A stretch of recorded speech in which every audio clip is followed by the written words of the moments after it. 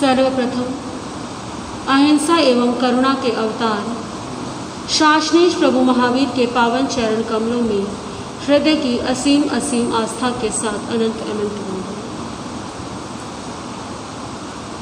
परम श्रद्धेया परवंदनीया मम दादगुराणी उत्तर भारत सिंहनी और प्रवर्ती महासाध्वी श्री पवन कुमारी जी महाराज के चरणों में अनंत अनंत वंदन। परम पूज्या गुरुवर्या उप प्रवर्तनी महासाध्वी श्री जितेंद्र कुमारी जी महाराज के चरणों में कोटिशः वंदन।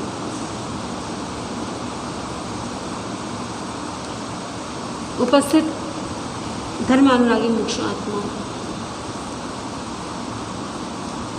आज रविवार का दिन है।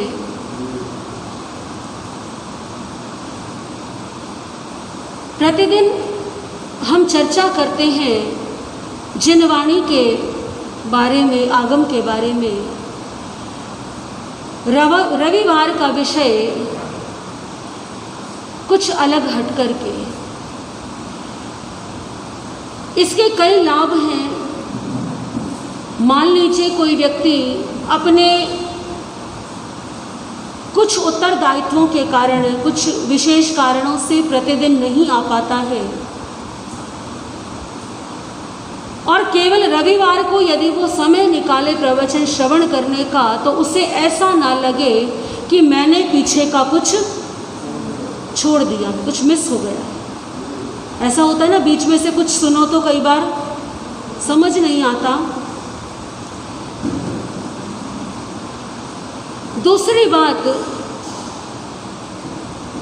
कि रविवार को विशेष प्रेरणा होती है युवाओं को, जो प्रतिदिन जॉब पर जाते हैं या जल्दी निकल जाते हैं, या हमारे वो बच्चे जो अभी पढ़ रहे हैं 10th में 12th में। तो ऐसे विषय, ऐसी परिस्थितियां जिनसे आज का व्यक्ति प्रतिदिन में दो चार हो रहा है, जिनका सामना किया जा रहा है आज के समय में, और धीरे धीरे वो परिस्थितियां एक चक्रव्यूह का रूप बना करके हमें चारों ओर से घेर लेती हैं। तो ऐसे विषयों पर चर्चा करने का रविवार को मन रहेगा। आज का विषय है मानसिक अशांति, कारण और निवारण। मानसिक अशांति क्या है? मानसिक अशांति अनेकों बार आप ये शब्द सुनते हैं, प्रयोग भी करते हैं। कई बार कहते हैं ना, आज मेरा मन बहुत परेशान है, आज मैं बहुत अपसेट हूँ, आज मैं बहुत दुखी हूँ। मानसिक अशांति किसे कहेंगे? देखिए, दो प्रकार के दुख होते हैं, एक शारीरिक और एक मानसिक, फिजिकल और मेंटल। शारीरिक दुख, किसी के हाथ में तकलीफ है, किसी के पैर में दर्द है, किसी के सिर में दर्द है, किसी की पीठ में दर्द है, होता है ना ऐसा। किसी को बीपी है, शुगर है, बढ़ गई है, उसके कारण जो है स्वास्थ्य खराब है। शरीर में कोई भी दिक्कत है, चल रही है, तो उसे हम कहेंगे शारीरिक दुख है, शारीरिक तकलीफ है। लेकिन कोई व्यक्ति ऐसा है जो देखने में तो बिल्कुल स्वस्थ है, उसे ना सिर में दर्द है, ना हाथ पैर में दर्द है, ना उसे ब्लड प्रेशर है, ना उसे थायराइड है, ना उसे शुगर है। मेडिकल कंडीशन उसकी ठीक है, दवाइयाँ ऐसी नहीं चल रही हैं, लेकिन उस व्यक्ति को यदि देखा जाए, उससे बात की जाए और वो व्यक्ति आपको कहे कि मेरा आजकल किसी भी काम में मन नहीं लगता, मेरा मन नहीं करता किसी से बात करने का, मेरा कहीं आने जाने का मन नहीं होता, एक बार ठीक है, 2 बार ठीक है, लेकिन यदि कोई ऐसा लगातार कह रहा है, ये परिस्थिति लंबे समय तक बनी हुई है, इसका अर्थ क्या है कि वो मानसिक रूप से किसी ना किसी चीज़ को लेकर के परेशान है। कारण कुछ भी हो सकता है, कारण बहुत सारे हो सकते हैं, क्योंकि प्रत्येक जीव के कर्म अलग अलग हैं। ठीक बात है ना? जैसे जिसके कर्म होंगे, कारण भी हो सकता है। किसी की मानसिक वेदना का, मानसिक परेशानी का कारण उसका परिवार ही हो, किसी की मानसिक अशांति का कारण संतान हो, किसी का व्यापार भी हो सकता है। लेकिन हम बात कर रहे हैं सबसे पहले कि मानसिक दुख है क्या, उसकी पहचान कैसे करें। कारण तो बाद में जानेंगे, पहले पहचाने कि वो व्यक्ति क्या किसी मानसिक परेशानी से जूझ रहा है, या आज उसकी परिस्थिति ऐसी है कि आने वाले समय में ये तकलीफ किसी बड़े रोग का रूप धारण कर सकती है। आपको जानकर के हैरानी होगी कि पिछले 5 वर्षों में मनोचिकित्सकों की बहुत अधिक डिमांड हो गई। मनोचिकित्सक यानी जो साइकेट्रिस्ट होते हैं, जो काउंसलिंग करते हैं, उनका काम कुछ भी नहीं है। उनका काम क्या है? किसी भी व्यक्ति से बात करना, उसके भावों को समझने का प्रयास करना और उसके भावों को समझ करके, उसके परेशानी को समझ करके उसको उसके मानसिक दुख से मुक्ति दिलाना। आप कहेंगे कि ना तो वो डॉक्टर जो है ब्लड प्रेशर चेक कर रहा है, ना वो शुगर चेक कर रहा है, वो क्या कर रहा है? और जितने भी मनोवैज्ञानिक हैं, जब वे अपने पेशेंट से बात करते हैं तो लगभग 60% जो मरीज होते हैं वो केवल बात करने से ही क्या हो जाते हैं। क्योंकि आज के समय की सबसे बड़ी विडंबना क्या है कि किसी भी व्यक्ति के पास में अपना मन के जो मनोभाव हैं उनको बांटने के लिए कोई सही स्थान नहीं।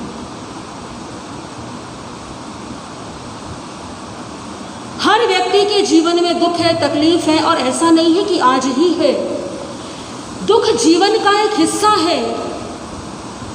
साता वेदनीय कर्म, असाता वेदनीय कर्म, ये हर जीव के साथ लगे हुए हैं। और यदि परिस्थितियां देखें तो आज से 50 वर्ष पूर्व के लोगों के जीवन में परिस्थितियां आज से ज़्यादा विकट थी। आज तो फिर भी साधन बहुत है। आज से 50 वर्ष पूर्व कहाँ इतने साधन थे? और जितने जितने साधन बढ़े हैं उतने ही उतने मनोरोग भी बढ़े हैं। तो मानसिक दुख, मानसिक अशांति क्या है ये? जब कोई व्यक्ति लगातार अकेला रहना पसंद करे, जब कोई व्यक्ति लगातार चिड़चिड़ा रहे, उसे हर समय उत्तेजना आती रहे, क्रोध आता रहे। आप बात करते होंगे ना कई लोगों से, आपने किसी से पूछा, मान लीजिए आप बैठे हैं, आप भोजन कर रहे हैं और आपने सामने वाले व्यक्ति से पूछ लिया, भाई आपको भी लेना है क्या? और सामने वाला आपको पलट करके बड़ा तीखा सा जवाब दे दे। होता है ना कई बार ऐसा। आपने अपने परिवार के ही किसी व्यक्ति से पूछा कुछ भी प्रतिदिन के कोई कार्यकलाप, और सामने से उत्तर आया कैसा? अटपटा सा।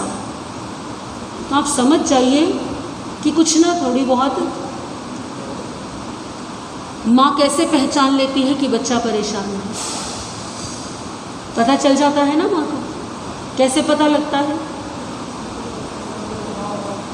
जब बच्चा घर आया, माँ ने पूछा पानी पी लो, मुझे नहीं पीना। माँ ने कहा तुम्हारे लिए खाने में क्या बना दूँ?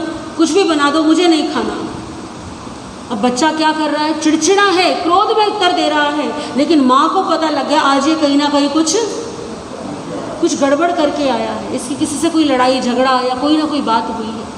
तो माँ पास में आती है, सिर पर हाथ फेरती है, प्यार से पूछती है। एक दो बार तो बच्चा बताता नहीं है, दूसरी तीसरी बार में वो बात वही की वही क्या हो गई। आज सोशल मीडिया का ज़माना है, व्यक्ति अपने परिवार से दूर है और किनके साथ जुड़ा हुआ है, जिन लोगों को जानता भी नहीं है ना, उनके साथ तो फ्रेंड्स बने हुए हैं, और घर के जो लोग हैं उनसे बात करने का,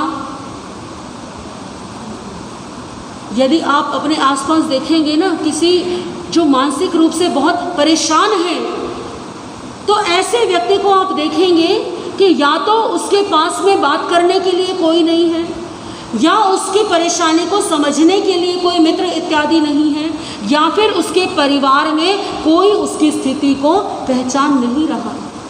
अक्सर जो व्यक्ति मनोरोगी होता है या मानसिक रूप से परेशान होता है, तो जो साइकेट्रिस्ट होते हैं वो उसके परिवार की काउंसलिंग पहले करते हैं, परिवार को साथ में बुलाते हैं, परिवार को समझाते हैं कि क्या करना है, इसका ध्यान रखो। ये मानसिक अशांति हमारे मस्तिष्क को धीरे धीरे कमज़ोर कर देती है। ये मानसिक अशांति यदि लगातार बनी रहे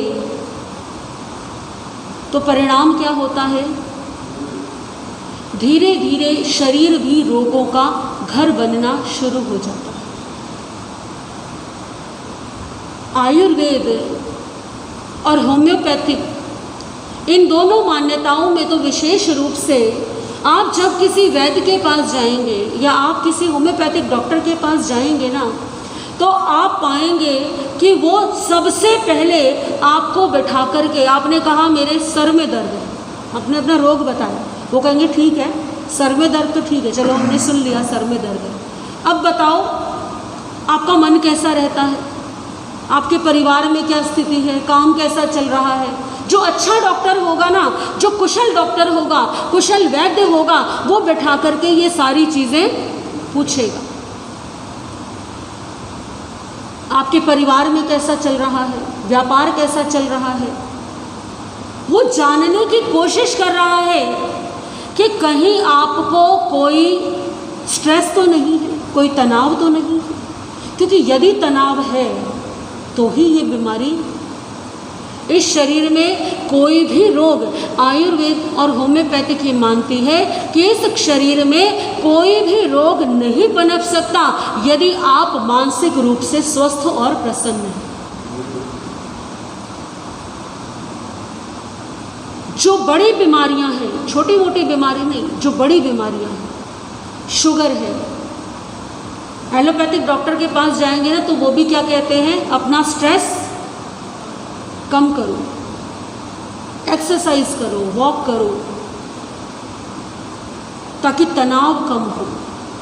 आप कभी नोट कीजिएगा, जब आपको बहुत अधिक क्रोध आए, जब आपको बहुत अधिक तनाव हो, बहुत अधिक परेशानी हो, आपको लगे कि बस अब ऐसा लग रहा है कि भीतर एक ज्वालामुखी बन गया है और वो किसी भी समय फट सकता है, तो एक उपाय कीजिएगा, छोटा सा उपाय है,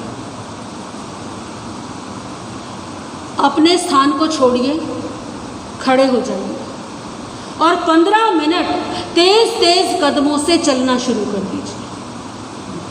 क्या कीजिए, 15 मिनट की एक वॉक कीजिए और तेज तेज, रिलैक्स मोड में नहीं कि आप पार्क में टहल नहीं रहे हैं, आप जल्दी जल्दी चल रहे हैं। आप 15 मिनट यदि वॉक करेंगे ना तो आप पाएंगे उसके बाद आपको खुद को याद नहीं रहेगा कि आप गुस्से में थे।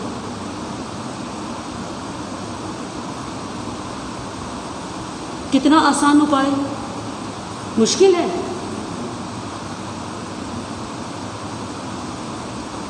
क्योंकि जब हम वॉक करते हैं, जल्दी जल्दी चलते हैं, तो हमारे शरीर से ऐसे हार्मोन्स रिलीज होते हैं जो हमारे स्ट्रेस को कम कर देते हैं, ख़त्म कर देते हैं।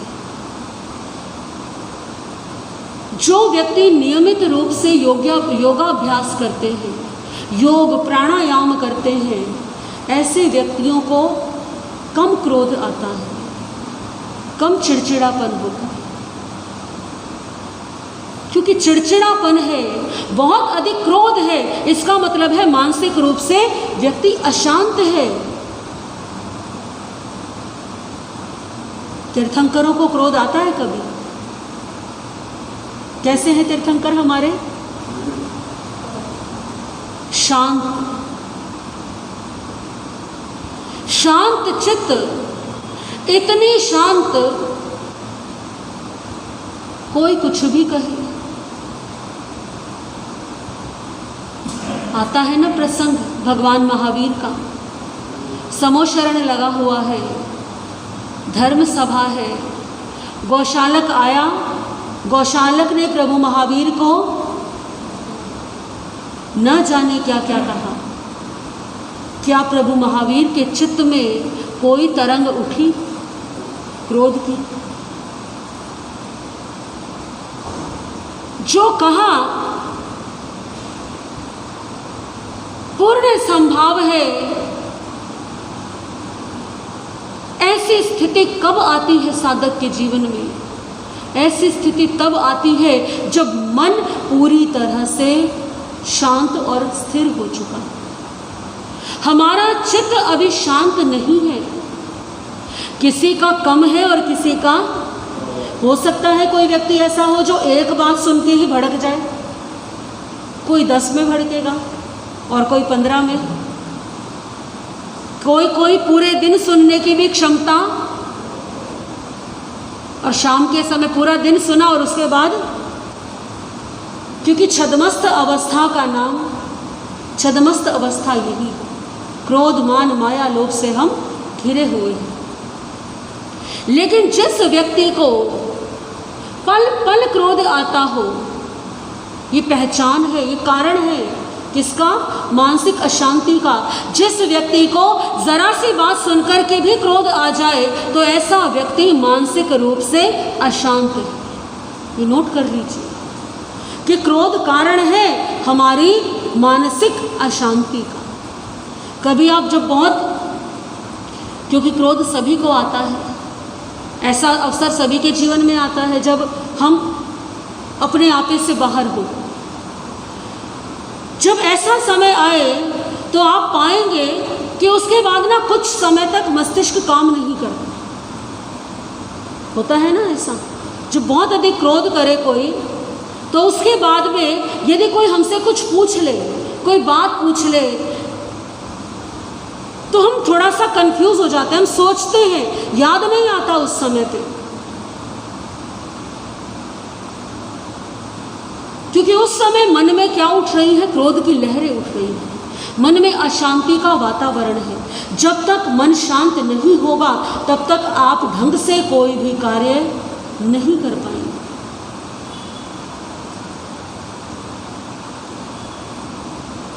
मानसिक अशांति का और क्या कारण है? एक बहुत बड़ा कारण है मानसिक अशांति का ईर्ष्या का भाव। हमारे पास एक मकान है, एक गाड़ी, हमने सुना पड़ोसी ना दूसरी गाड़ी लेकर के आ गया। फिर हमने सुना पड़ोसी ने ना एक कोठी और बना ली। अब मन में क्या होने लगी? धीरे धीरे ईर्ष्या होने लगी। आती है ना ऐसे, धीरे से सिर उठाती है ईर्ष्या। पता भी नहीं लगता कि कब ईर्ष्या के नाग हमारे हृदय में अपना फन उठा बैठे हैं। किसी के गुणों की प्रशंसा हो रही है। हर व्यक्ति में कोई ना कोई गुण है। इस संसार का कोई जीव ऐसा नहीं जिसमें केवल अवगुण हो। कोई ना कोई गुण, किसी के गुण जो है, गुणों की कीर्ति, किसी की मेहनत का प्रकाश चारों ओर फैल रहा है। हमने सुना और मन में आया, अरे सब पता नहीं क्यों इसी की तारीफ करते रहते हैं, इसी की प्रशंसा करते रहते हैं। हमारे भीतर भी तो ये गुण हैं, हमारी प्रशंसा कोई नहीं करता। जबकि हमारे जैन धर्म में कहा गया है सत्वेषु मैत्रीम गुणेषु प्रमोदम। गुणेषु प्रमोदम इसका अर्थ क्या है कि गुणी जनों को देख करके या उनके गुणों को सुन करके मेरे मन में प्रमोद भाव आए। प्रमोद का अर्थ है प्रसन्नता। प्रमोद, मन मुदित हो, बहुत अधिक मन की प्रसन्नता बढ़ जाए। किसी के गुणों को सुन करके यदि आपको प्रसन्नता होती है तो बहुत ही अच्छी बात है कि आपके मन में ईर्ष्या का भाव, और ऊपर से तो कह रहे हैं हाँ ये व्यक्ति तो बहुत बढ़िया है, बहुत मेहनती है, लेकिन भीतर भीतर मन में क्या आ रहा है? अगर भीतर ही भीतर मन में आ रहा है अरे हमें पता है ये व्यक्ति कैसा है, कितनी भी कोठी बना ले, क्या हो गया 2 कोठी बना ली तो बड़ा घमंड आ गया इसको, ये व्यक्ति तो बिल्कुल अच्छा नहीं है, पता नहीं लोग इसके सत्य बोलने की क्यों तारीफ करते हैं, पता नहीं इसके बच्चों की तारीफ क्यों करते हैं। किसी के भी गुणों की प्रशंसा हुई और हमारे मन में यदि इस प्रकार के भाव आने लगे तो हमारे मन में ईर्ष्या का भाव आ गया, और उससे नुकसान किसको है? किसको नुकसान है? किसी दूसरे का तो बाद में होगा, सबसे पहले हमारा। मान लीजिए आपने कहा कुछ नहीं, कई लोग ऐसे होते हैं महाराज श्री जी हमने कुछ कहा थोड़ी ना है, हमने कहा कुछ नहीं, केवल मन में, लेकिन मन वचन और तीनों से होता है ना कर्मों का बंध। तो भले ही आपने वचनों से कुछ नहीं कहा, लेकिन मन से आपने जो भी भाव आपके मन में आए तो आपके कर्मों का बंध उसी समय हो गया। हमने किसी की निंदा की, उसका अहित जरूरी नहीं है हो ना हो, वो उसके कर्म है, लेकिन हमारा अहित, क्योंकि हमने जो कर्म बांधे हैं ना उसे हमें ही भोगना है, किसी और को नहीं भोगना। हमारी निंदा हो रही है, इसका अर्थ है कि हमने कोई ऐसे कर्म किए हुए हैं जिसका परिणाम आज निंदा के रूप में हमारे सामने है। परंतु ये संकल्प लेना चाहिए कि हम अपने मुख से कभी किसी की निंदा नहीं करेंगे, सत्य वचन कहेंगे, लेकिन किसी की निंदा नहीं करेंगे। तो ईर्ष्या जब मन में आती है, जब मान लीजिए मन में ईर्ष्या आने लगी तो धीरे धीरे क्या होगा, अपने चित्त की अवस्था बदलने लग जाएगी। आपके सामने, आपके मन में ईर्ष्या है आपके पड़ोसी को लेकर के, और किसी ने आकर के आपके सामने उस पड़ोसी की तारीफ कर दी, आपको ना बेचैनी होने लग जाएगी। क्या होगी? अंदर ही अंदर आप कह नहीं सकते भले ही, लेकिन भीतर से तो आप क्या हो गए? उद्विग्न हो गए। और ये उद्विग्नता अगर यदि हद से ज़्यादा बढ़ जाए, यदि ईर्ष्या हद से ज़्यादा बढ़ जाए तो मानसिक अशांति, फिर क्या होगा? सारा समय तो ईर्ष्या करने में निकल जाएगा, स्वयं के लिए कब सोचेंगे? यदि कोई विद्यार्थी अपने सहपाठी से ईर्ष्या करने लगे कि इसके तो बहुत अधिक नंबर आ रहे हैं, मेरे नहीं आ रहे, तो वो बच्चा क्या करेगा? या तो वो अपने सहपाठी के प्रति ईर्ष्या का भाव रख के अपने मन को परेशान कर लेगा। क्या उन ईर्ष्या के भावों से यदि वो पूर्णतया भरा हुआ है तो क्या उसका ध्यान अपनी पढ़ाई में जाएगा? परिणाम क्या होगा? पढ़ाई में और पीछे हो गए, नंबर और कम आ गए, और नंबर और कम आ गए तो फिर क्या होगा? फिर ईर्ष्या और ज़्यादा बढ़ जाएगी। एक हेल्दी कंपटीशन होता है, एक स्वस्थ जो प्रेरणा होती है कि अच्छा मेरे सहपाठी के इतने नंबर आए हैं, मैं भी कोशिश करूं तो मेरा टारगेट है कि मुझे भी अब क्या लेकर के आने हैं? इतने नंबर लेकर के आने हैं। ये तो एक प्रतियोगिता की भावना है, ये तो एक प्रेरणा की भावना है। लेकिन यदि मन में ईर्ष्या आने लग जाए तो व्यक्ति ना गुणों को नहीं देखता। यदि मन में ईर्ष्या होगी तो वो बच्चा क्या कहेगा, इसको तो टीचर ने ज़्यादा नंबर दे दिए, इसकी तो किस्मत अच्छी है, इसको तो इसके माता पिता ने ट्यूशन लगवाया हुआ है महंगा, इस कारण से इसके नंबर आ जाते हैं, बहुत चालाक है, हो सकता है इसने पेपर में चीटिंग भी की हो। तो ऐसे अनेकों अनेक जो हैं बहाने मन में आ जाएंगे, लेकिन अपना फोकस हट जाएगा। तो ईर्ष्या के कारण भी मानसिक अशांति उत्पन्न होती है। जबकि ज्ञानी जन कहते हैं यदि आज कोई अधिक धन कमा रहा है तो उसे कमाने दो, उसके पूर्व जन्म के पुण्य है। आप पुरुषार्थ कीजिए, आप भी जीवन में आगे बढ़िए, लेकिन अपने मन में ईर्ष्या के दावानल को भभकने मत दीजिए, क्योंकि जो ईर्ष्या है ना, ये केवल चिंगारी जैसी होती है जब शुरू होती है, और धीरे धीरे क्या है, पूरे वन को जलाकर के राख कर देती है। एक कवि ने तो बड़े सुंदर शब्दों में कहा है, कोई बढ़ता है तो बढ़ने दे, वैभव के शिखर पर चढ़ने दे। कोई बढ़ता है तो बढ़ने दे, वैभव के शिखर पर चढ़ने दे। मेरी बहनों की आवाज़ नहीं आ रही। कोई बढ़ता है तो बढ़ने दे, वैभव के शिखर पर चढ़ने दे। कोई बढ़ता है तो बढ़ने दे, वैभव के शिखर पर चढ़ने दे। मत मन की ज्वाला उमड़ने दे, मत मन को व्यर्थ जलाया कर। मत मन की ज्वाला उमड़ने दे, मत मन को व्यर्थ जलाया कर। ओ जीने वाले जीना है तो जीवन मधुर बनाया कर। सभी बोलेंगे, ओ जीने वाले जीना है तो जीवन मधुर बनाया कर। ओ जीने वाले जीना है तो जीवन मधुर बनाया कर। तन से मन से और वाणी से अमृत के कण रिसाया कर। तन से मन से और वाणी से अमृत के कण बरसाया कर। जीने वाले जीना है तो जीवन मधुर बनाया कर। ओ जीने वाले जीना है तो जीवन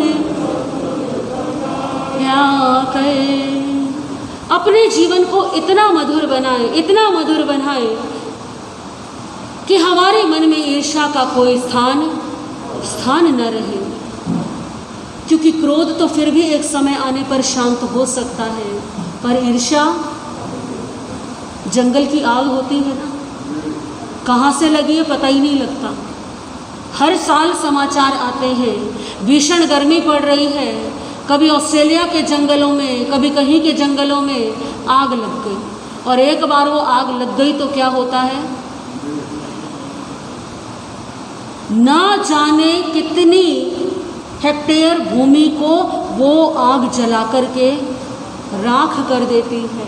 और केवल जंगल को नहीं जलाती, जंगल में रहने वाले जितने भी प्राणी हैं जो उस आग की चपेट में आ जाते हैं वो मृत्यु को प्राप्त हो जाते हैं। भीषण गर्मी के कारण, उस उष्णता के कारण, पानी न मिलने के कारण कितने कितने जीव मृत्यु को प्राप्त हो जाते हैं। और उसका परिणाम केवल ऐसा नहीं कि उस जंगल को और जंगल में रहने वाले जीवों को भुगतना पड़ता है, उसका परिणाम पूरे विश्व को भुगतना पड़ता है, क्योंकि जितने जंगल जलकर के राख हो गए वहाँ से ऑक्सीजन तो क्या हो गई,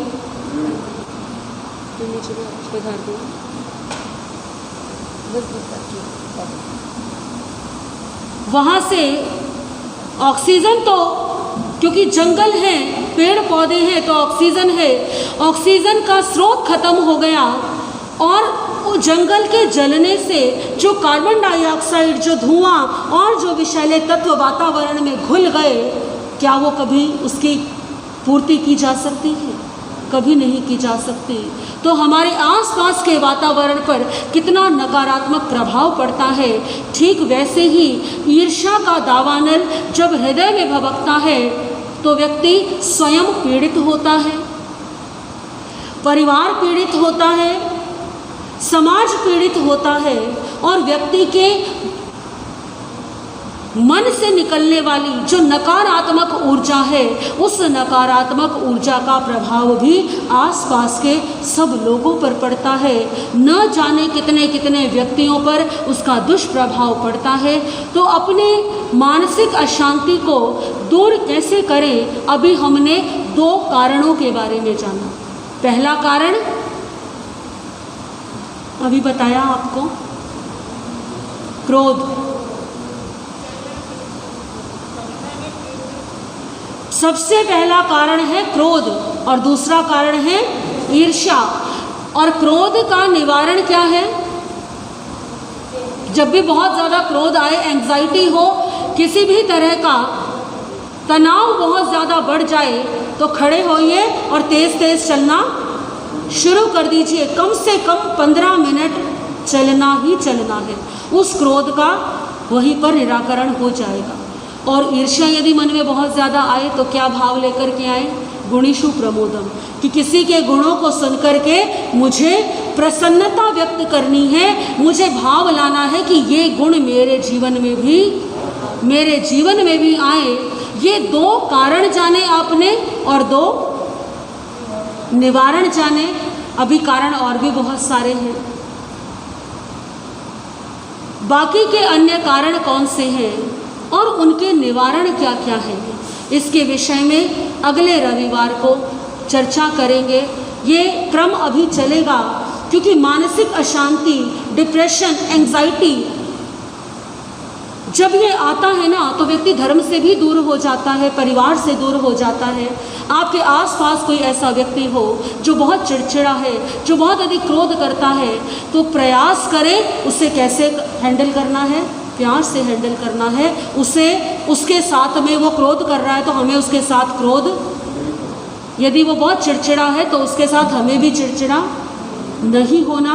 शांति से, समझदारी से और प्रेम से उसे मानसिक परेशानियों को, उसकी मानसिक अशांति को दूर करके हमें वापस उसे पहले जैसा बनाना है। स्वयं भी स्वस्थ बने और दूसरों को भी स्वस्थ बनाएं। स्वस्थ जीवन का चारों ओर प्रचार और प्रसार हो, ऐसी मंगल कामना हम करते हैं। आज का विषय मानसिक अशांति, कारण और निवारण, इसकी चर्चा आज के लिए यहीं तक। बाकी की चर्चा अगले रविवार को करेंगे। चातुर